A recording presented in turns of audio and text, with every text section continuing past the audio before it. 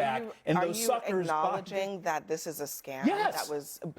That was predicated by the president of the United States? It's a scam predicated by a lot of people who get into this business. The number one person is the president. They decided to get in because you make a boatload of money on the transaction side of it. Yeah, that's the president and his family. Yeah, and they made money, as Jason acknowledged. They made money. There's no denying or dismissing what's the next step for? And I feel sorry for none of these million people who lost money. They fell for a scam. Crypto is a scam from top to bottom. The way it works is the people who buy the crypto realize it's a scam and then say, crap, I need to tell everyone to get in so I can make my money. Now, never in a million years when I was watching Newsnight with Abby Phillip did I think I would see a Republican commentator come out and destroy Donald Trump for scamming his own base and his own voters. But today, we've actually seen it on Newsnight. In this clip, we see Republican commentator Pete C. go, I'm never going to say go berserk, but he does destroy Donald Trump for scamming his audience and says that America needs to get out of crypto. As usual, let's watch the clip in full and give you guys my thoughts towards the end. President Trump faces growing scrutiny over his crypto earnings as a new report shows that investors who bought his meme coin ended up losing big time. According to the New York Times, the crypto analytics firm Nansen found that nearly 1 million investors who bought the president's meme coin lost $3.8 billion through the end of the month of June. That compares to Trump's latest financial disclosure, which shows he hauled in $1.4 billion on crypto, including more than $600 million from those meme coins alone.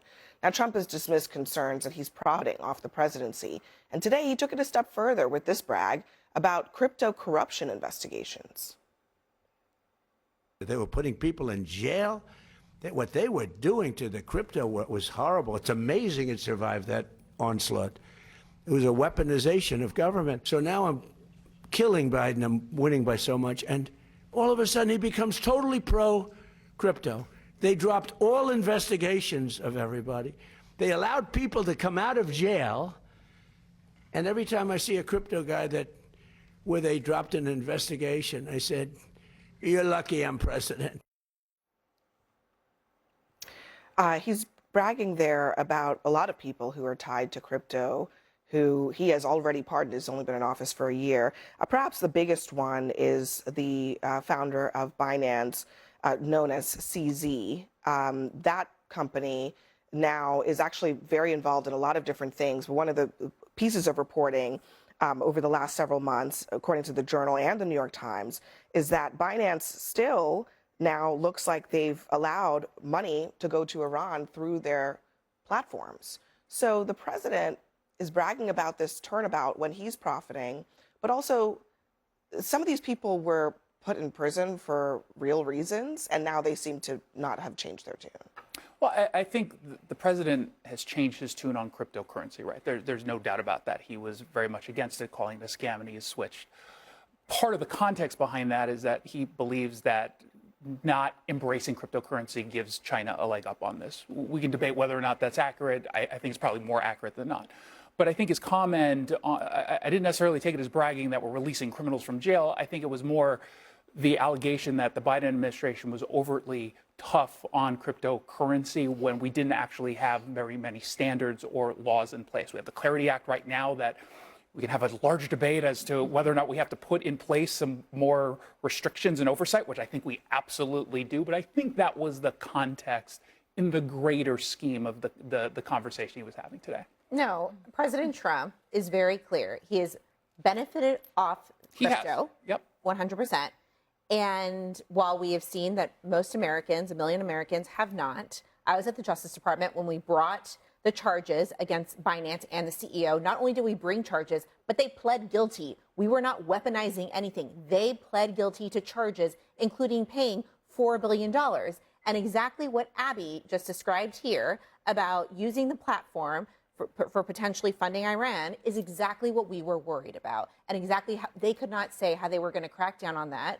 And there's also anti-money laundering allegations, et cetera.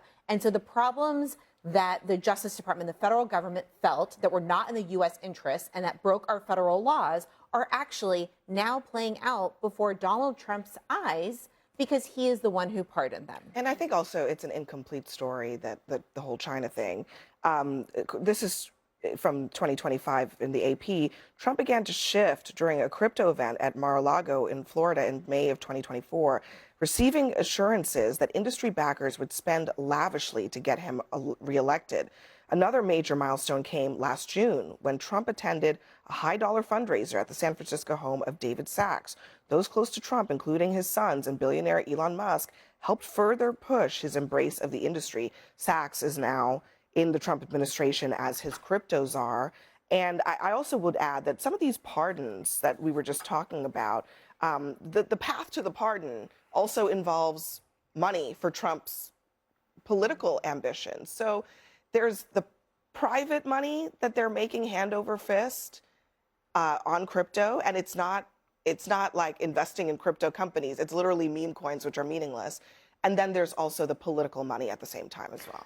I'm a big defender of the presidential pardon power, mostly because a lot of people don't realize there is essentially no lever. I mean, you probably know very well. There's no lever at the federal level to, serve as a check on overzealous prosecutions. But he makes it very difficult to defend, and I understand why a lot of people want reform. I mean, just about crypto broadly, according to his most recent financial report, he's executed about 4,000 trades in 3 months, including with companies that really want to stay in his good graces. I don't understand how that couldn't be a conflict of interest.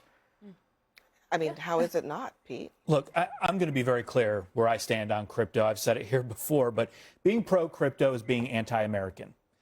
If we are in competition with China, we should stay as far away from crypto as possible. If we want our currency, the US dollar, to remain the reserve currency of the world, we need to get out of crypto. If we want to maintain sanction power, we need to get out of crypto. As we've been talking about, terrorists, criminals, what do? They use crypto. That's how they operate. Why would we want anyone to be a part of this? And I feel sorry for none of these million people who lost money. They fell for a scam. Crypto is a scam from top to bottom. The way it works is the people who buy the crypto realize it's a scam and then say, crap, I need to tell everyone to get in so I can make my money back. And those suckers acknowledging that this is a scam? Yes. That was predicated by the president of the United States? It's a scam predicated by a lot of people who get into this business. The number one person is the president. They decided to get in because you make a boatload of money on the transaction side of it. Yeah, that's the president and his family. Yeah, and they made money, as Jason acknowledged. They made money. I'm just There's wondering, no denying or dismissing what's the next step from that? So the president and his family scammed 1 million people and profited and put this country in a worse position as a result of $600 billion, not including the amount that they have earned from the sale of their crypto company, which was really only created knowing that this presidency was coming up. What's the recourse then? What do you think it should be? Well, the recourse is, if Congress feels there should be a recourse, then they should put some laws into place. We should have regulations in place. We don't actually know what crypto is right now. Is it a currency? Is it a security? Is it a commodity? Is it a collectible? And if you don't know what it is, why are you investing in it in any way, shape, or form? So the government needs to figure that out. I think there might be a generational divide on crypto. I have a lot of people in my friend group that are much more comfortable with it. I think that we can have conversations about Clarity Act and regulating it. I don't think we should just delete it just because the president doesn't know how to operate with it in a way that's good. All right, next for us, extreme. So, like I said at the top of the show, a Republican break-in with Donald Trump was not on my bingo card today. But you know what? I'm here for it. And I'm going to be honest. Look, this is so simple. But even watching the way that the panel speak about it and discuss what Donald Trump has done with this crypto scam really infuriates me, because if this was anyone else, this would be a way bigger story. Donald Trump has rug pulled. That's one of the terms that it is that they use within the crypto community. Donald Trump rug pulled his base. That's the truth. He rug pulled his base. And as a result of that, I believe it's something like $2.1 or $2.2 billion has been lost by his investors. But guess what? I believe he's made something like $2.3 billion. That right there is in alignment with the earlier video that I done from CNN NewsNight. That is disqualifying for a president to enrich himself, and for him to do that, he has to hurt his followers, hurt his base. That should be disqualifying. But as we know with Donald Trump, it's not. And the question just has to be asked, well, why is that the case? Why is that the case? Donald Trump has literally scammed his base to make an additional couple $2 billion. And when you take into consideration that the year prior, he only made something like $660 million. And then that has then jumped to over $2.2 billion. And that's purely from crypto. I need Democrats to get back into power. And I need them to make this man pay the price. He needs to pay the price. Because what it is that he has done is absolutely disgusting. But as I always say, no one else could get away with this. Let me know your guys' thoughts down in the comment section below. Hype the video up as well while you're there. Cheers.